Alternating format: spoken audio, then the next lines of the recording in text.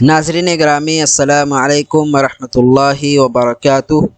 آج کا جو سبق ہے وہ ہے التحام الفریقین و نشوب الحرب، دونوں فریقین کا ملنا و نشوب الحرب، اور جنگ کا جاری ہونا، و نشوب الحرب مدبھیڑ ہونا۔ تو یہاں پر ہم لوگ جو پڑھ رہے ہیں وہ ہے جنگ بدر کے بارے میں۔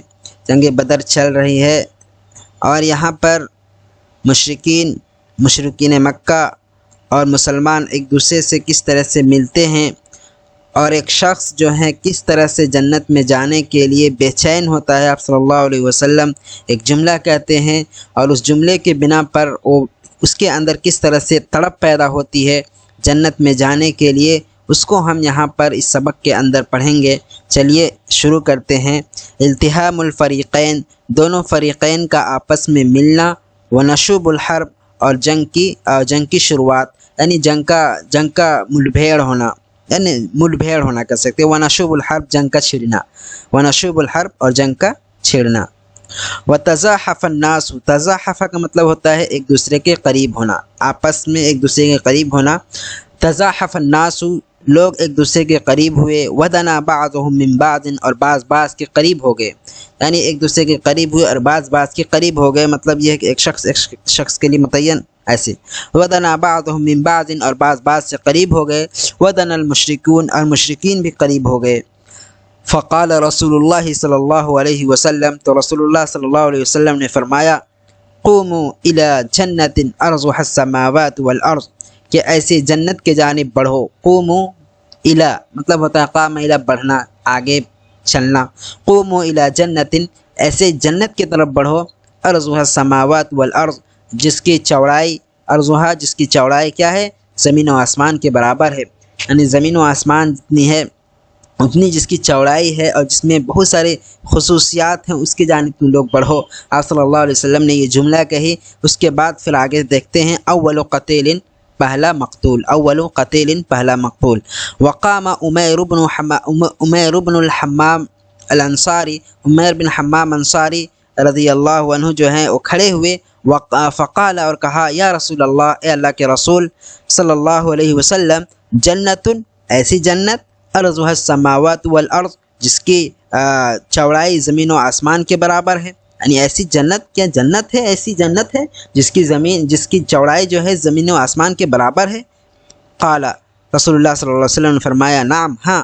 قال بخ یا رسول اللہ، عجیب و غریب ہے بات ہے اے اللہ کے رسول۔ بخ، عجیب و غریب بات ہے اے اللہ کے رسول۔ قال، رسول اللہ صلی اللہ علیہ وسلم نے فرمایا، ما يمحلك على قولك، بخ، کس چیز نے تم کو ابھارا، تمہیں یہ چیز کہنے پر، بخ کہنے پر، یعنی عجیب و غریب چیز ہے، اس چیز کو کہنے پر تمہیں کس چیز نے ابھارا، یعنی کس چیز نے تمہیں ایسی کہنے پر تمہیں ابھارا۔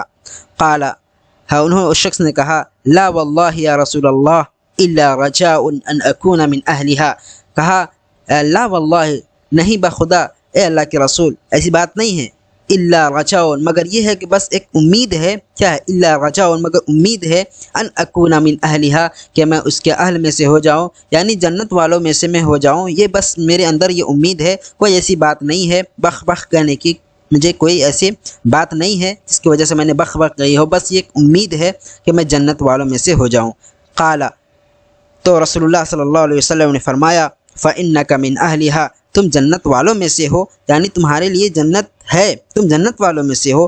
فأخرج تمرات من قرنه، قرن مطلب ہوتا ہے جھولی، کوئی جھولا وغیرہ کو بولتے ہیں، جیب، تھیلی وغیرہ کو، تھیلی کو۔ تو فأخرج تمرات، تو انہوں نے تمرات، کچھ کھجوریں نکالی، من قرنه، اپنے اپنی تھیلی سے کچھ کھجوریں نکالی۔